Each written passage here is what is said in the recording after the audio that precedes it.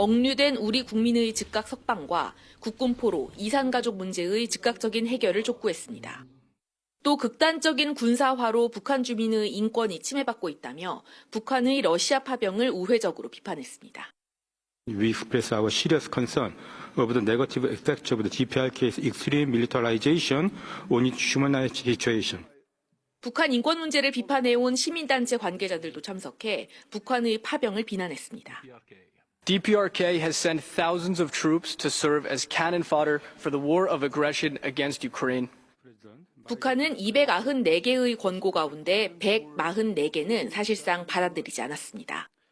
권고들이 정치적 동기에 의해 제기됐으며 주권을 침해한다는 이유를 들었습니다. Manifestation of the ignorance of our realities on the ground and repetition of the false information fabricated by the hostile forces. 우리 정부는 북한이 사실상 절반의 권고를 거부한 것에 유감을 표명하고 충실한 이행을 촉구했습니다. KBS 뉴스 김경진입니다. 네, 서울 강동구에서 발생했던 땅꺼짐 사고로 오토바이 운전자 1명이 숨졌습니다. 그렇다면 이 대형 사고의 원인은 과연 무엇이었을까요? 인근 주민들은 사고 이전에도 바닥이 갈라지는 등 사고 징후가 있었다고 주장하고 있는데요. 원인을 두고는 다양한 가능성이 제기되고 있습니다. 신지수 기자입니다. 땅속에서 모습을 드러낸 상수도관에서 물이 콸콸 쏟아집니다. 사고 직후 이 같은 모습을 근거로 상수도관 누수가 사고 원인이 아니냐는 분석이 제기되고 있습니다. 사고 현장 바로 아래 11m 깊이에서 지하철 9호선 연장 공사가 진행 중이었는데 당시 작업자들도 누수를 발견하고 급히 현장을 빠져나왔습니다. 사고 직후엔 터널 안으로 토사가 쏟아내렸습니다. 누수보다는 지하철 9호선 연장 공사 자체가 원인일 수 있다는 분석도 조심스럽게 나오고 있습니다. 사고 당시엔 공사 현장에서 흙을 파내는 작업이 진행 중이었습니다. 최근 인근 가게들의 바닥이 갈라지고 도로에 작은 구멍이 생겼다는 주장이 제기되기도 했습니다. 주유소 바닥이 갈라지면서 치마가 일어났고 주유소 바닥이 금이 크랙하면서 1cm 이상 지금 벌어져 있는 상태입니다. 다만 서울시는 지난해 11월 지표 투과 레이더 탐사 결과 상태가 양호했다며 지난주까지 주변을 검측했지만 이상이 없었다고 설명했습니다. 2023년 발생한 집안 치마 사고 161건 가운데 절반가량이 상하수관 손상, 8% 정도는 굴착 공사 부실이 원인이었습니다. 대규모 지금 집안 함몰이 발생을 한 경우는 단시간에 일어났다기보다는 어느 일정 기간 경과가 되어서 집안이 함몰이 되었다는 경우가 조금 더 타당한. 서울시는 다양한 가능성을 열어두고 사고 원인을 조사하겠다고 밝힌 가운데 경찰은 사고에 대한 내사에 착수했습니다. KBS 뉴스 신지수입니다. 북중미 월드컵 3차 예선에 나선 축구대표팀이 요르단과의 경기에서 1대1로 비겼습니다. 대표팀은 홈에서 열린 3월 2연전에서 1승도 거두지 못하며 월드컵 본선 조기 확정도 무산됐습니다. 이준희 기자입니다.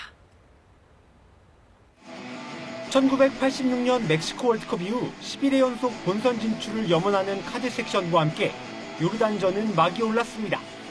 상대의 밀집 수비를 뚫기 위해 주장 손흥민이 원톱 공격수로 변신한 가운데 중원의 핵 홍인범도 선발로 복귀했습니다.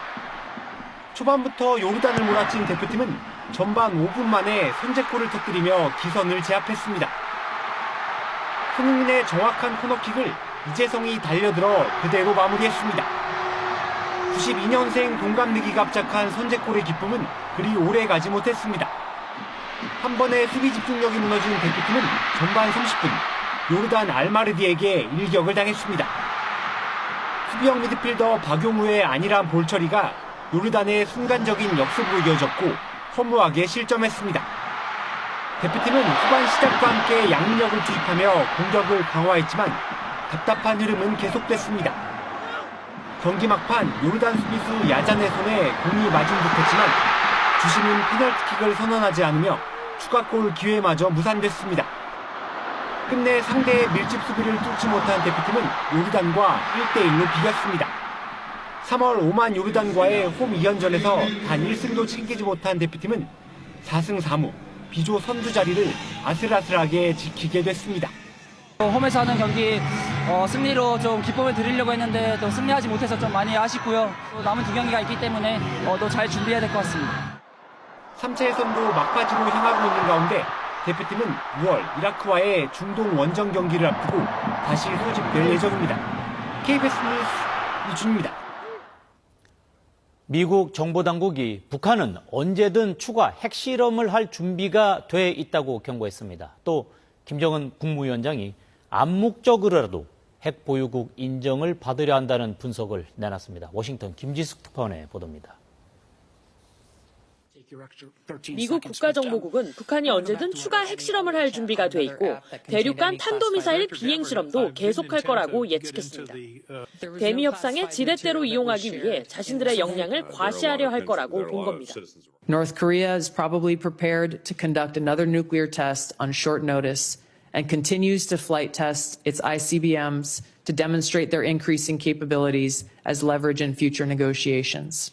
특히 미국을 겨냥한 무기 개발을 이어갈 거라고 강조했습니다. 북한은 미군과 동맹국, 미국 본토를 겨냥할 수 있는 더 강력한 전략, 재래식 역량을 추구하고 있는데 이는 암묵적으로 핵무기 보유국으로 인정받기 위한 거라고 평가했습니다. 정보국은 또 별도로 공개한 연례 위협평가 보고서에서 김정은은 전략적 무기 프로그램을 체제 안보 보장 수단이자 국가의 자존심으로 인식하고 있다며 협상으로 이를 포기할 의사가 없다고 지적했습니다. 북러 군사협력의 위험성도 제기했습니다. 러시아와의 전략적 파트너십은 김정은에게 더 많은 재정과 군사, 외교적 지원을 제공하고 있고 러시아 파병을 통해 북한군의 전투 경험도 제공되고 있다는 겁니다. 결국 북한의 노림수는 대미 협상력 강화라고 판단했습니다. Kim views his strategic weapons advances since